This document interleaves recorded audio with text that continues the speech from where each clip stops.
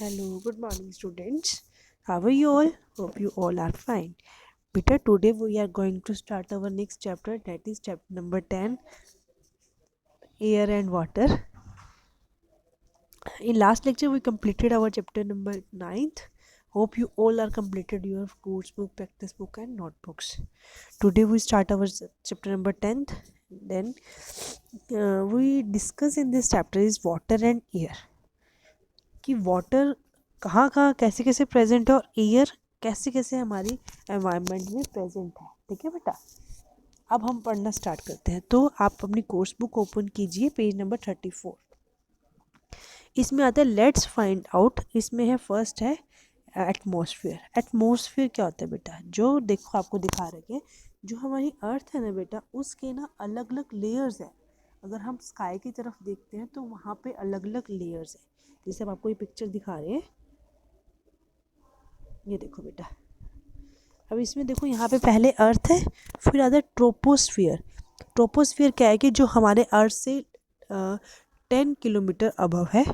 फिर आता है स्ट्रेटोस्फियर, देन मीजोस्फियर, थर्मोस्फियर और एक्सोस्फियर. एक्सोस्फियर में कोई भी नहीं जा सकता. ट्रोपोस्फियर्स के अंदर जो क्लाउड्स हैं वो बनते हैं और जो प्लेन्स हैं वो घूमते हैं. ठीक है बेटा, स्ट्रेटोस्फियर के अंदर कोई नहीं जाता. और जो मीजोस्फियर है उसके ऊपर जो सैटेलाइट्स वगैरह या फिर हम कहते हैं स्टार्स वगैरह जो टूटते हैं वो आते हैं. थर्मोस्फियर के अंदर जो हम सैटेलाइट्स भेजते हैं, हम कहते हैं ना हमने ऊपर सैटेलाइट भेजी है, अब ये वाली सैटेलाइट भेजी है, तो हम कौन सी लेयर के ऊपर भेजते हैं? थर्मोस्फियर के अंदर. तो आप मेरे पीछे भी रिपीट करो, हमारे एटमॉस्फेयर में 5 लेयर्स होती हैं. 5. एटमॉस्फेयर क्या होता है? जो हमारे आसपास जितना भी एरिया में एयर है, जहाँ जहाँ एयर होती है वो हमारा एटमॉस्फेयर होता है. अब जैसे कि कई बार अब ठंड का टाइम आ गया, ठीक है, तो हमारे आसपास क्या है? ठंडी हवा चल रही है. जो हवा है हमारे आसपास जितनी हवा है वो सारी एटमॉस्फेयर के अंदर आती है. ये कितने पार्ट्स होते हैं? 5 लेयर्स होती हैं. फर्स्ट होता है troposphere. First is troposphere, second is stratosphere, then mesosphere, thermosphere and exosphere. Exosphere में कुछ भी एग्जिस्ट नहीं करता, कोई भी चीज़ नहीं होती. ट्रोपोस्फियर के अंदर क्लाउड्स बनते हैं और एरोप्लेन्स जाते हैं. फिर आता है स्ट्रेटोस्फियर्स. मीजोस्फियर के अंदर सैटेलाइट्स वगैरह नहीं, जो ये स्टार्स वगैरह टूटते हैं वो होते हैं. और जो हम सैटेलाइट्स भेजते हैं, जो जैसे हमें पहले ही पता चल जाता था 2 दिन पहले कि इस दिन बारिश आएगी, है ना, इस दिन तूफान आ सकते हैं, तो वो सारे सैटेलाइट्स बताते हैं जो हम अपनी अर्थ के बाहर भेजते हैं. तो वो होते हैं थर्मोस्फियर्स के अंदर भेजते हैं. ठीक है बेटा, ये समझ आ गया आपको? देखो, our earth is covered with blanket of air. हमारे अर्थ के आसपास क्या है? एयर ही एयर है. This layer of air extends to many kilometres. ये बहुत किलोमीटर्स तक है और इसे क्या बोलते हैं? एटमॉस्फेयर बोलते हैं. जो हमारे एयर होती है ना, उसके अंदर कौन कौन सी गैसेस प्रेजेंट होती है? कार्बन डाइऑक्साइड, ऑक्सीजन, नाइट्रोजन और वाटर वेपर्स. ये सारा कुछ हमारे एटमॉस्फेयर में प्रेजेंट होता है.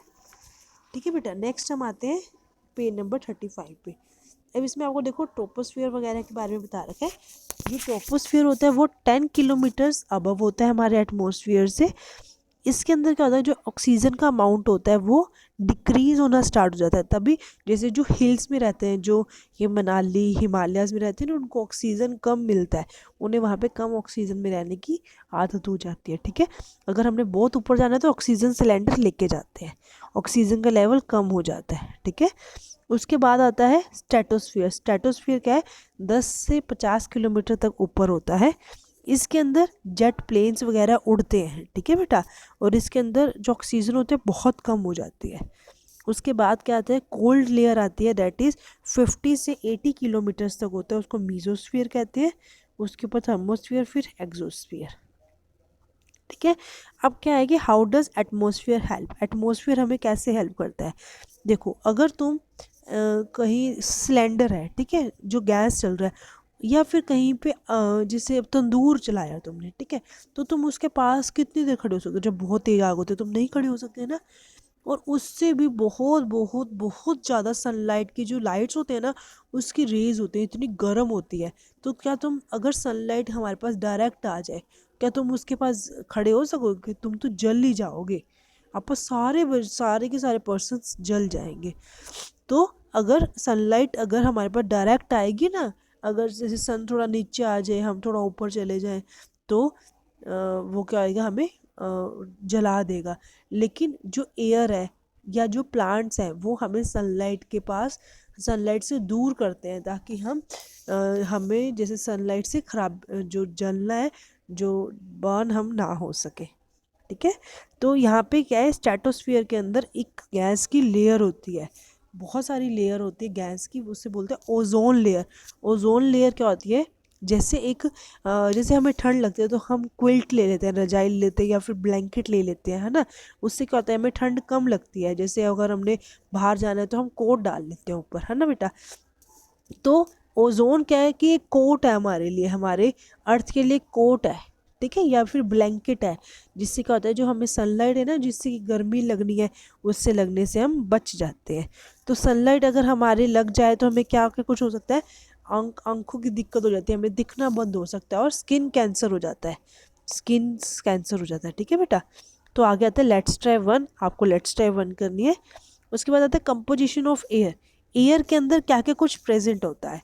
एयर के अंदर देखो बेटा, सबसे ज़्यादा ये टेबल देखो, ये पाई चार्ट बना हुआ है, ये देखो बेटा, इसके अंदर 78% नाइट्रोजन प्रेजेंट होता है। नाइट्रोजन एक गैस होती है, वो कितनी है, 78%। 21% ऑक्सीजन, जिससे हम सांस लेते हैं ना, ऑक्सीजन गैस। उसके बाद आता है carbon dioxide, water vapours. Water vapours कहते हैं छोटे छोटे जो वाटर के कण होते हैं, जैसे ड्रॉप्स होती है वो सारी। ठीक है बेटा, तो वो होते हैं 1% प्रेजेंट, और कार्बन डाइऑक्साइड। ठीक है बेटा, ये वाटर की कंपोजिशन है, जिसके अंदर नाइट्रोजन, वाटर वेपर और ऑक्सीजन, कार्बन डाइऑक्साइड, ये सब कुछ प्रेजेंट होता है। नेक्स्ट देखो बेटा, पेज नंबर 37। इसके अंदर देखो नाइट्रोजन दिखा रखा है आपको। नाइट्रोजन गैस क्या है, the major portion of air is made up of nitrogen.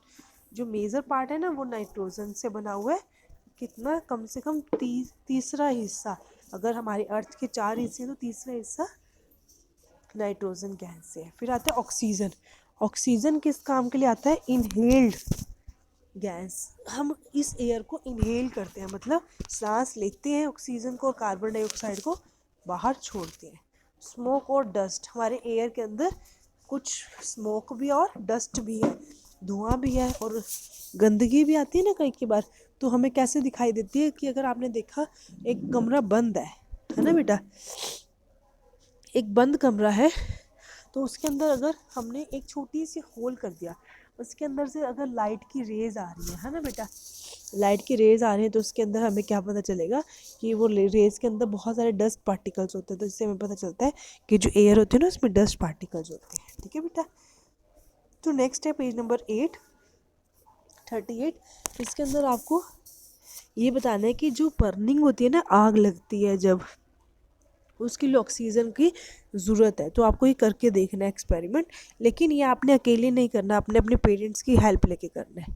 ठीक है बेटा, तो आपको लेट्स ट्राई वन और माय टर्न टू एक्सपेरिमेंट 1 तक करना है बेटा।